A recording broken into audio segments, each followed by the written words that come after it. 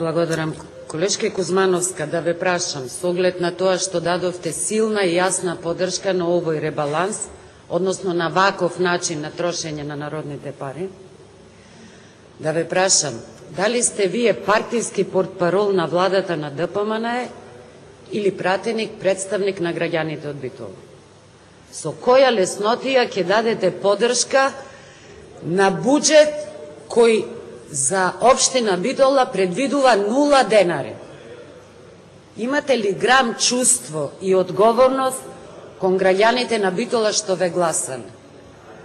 Кога го предложивме амандманот за реконструкција на битолските навистина улици кои се наоѓаат во очајна состојба, вие гласавте против, ама затоа ќе дадете поддршка за улици во Скопје. Кога го предложивме амандманот за изградба и реконструкција на мостовите во Битола, вие бевте против, ама затоа сметате дека сите пари од буџетот слободно може да се употребуваат за градење на нови барокни огради на скопските мостови, иако чинат по 2 милиони евра секој. Господјо Кузмановска, пратеник од Битола, вие бевте против издвојување од буџетот за автобуси во Битола јавно предпријатие за транспорт. Сметате нормално е дека 202 автобуси платени од сите граѓани во Република Македонија и од 100.000 битолчани треба да се подарат на јавното предпријатие во Скопје. Затоа ќе ви треба многу поголема сила и аргументација зошто гласате против интересите на граѓаните на Битола.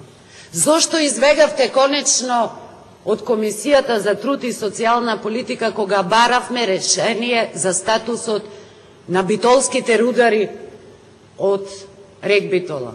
Зошто не дојдовте да ја дадете поддршката? Вие сте заменик член. Со вашиот глас рударите од Битола ќе го решеа својот статус. Затоа уште еднаш ќе ве прашам, бидејќи за вас се апсолутно прифатливи антикризните најнови мерки на владата. Битолчани кои користат социјална помош, мислите ли дека ќе бидат позадоволни со најновата мерка?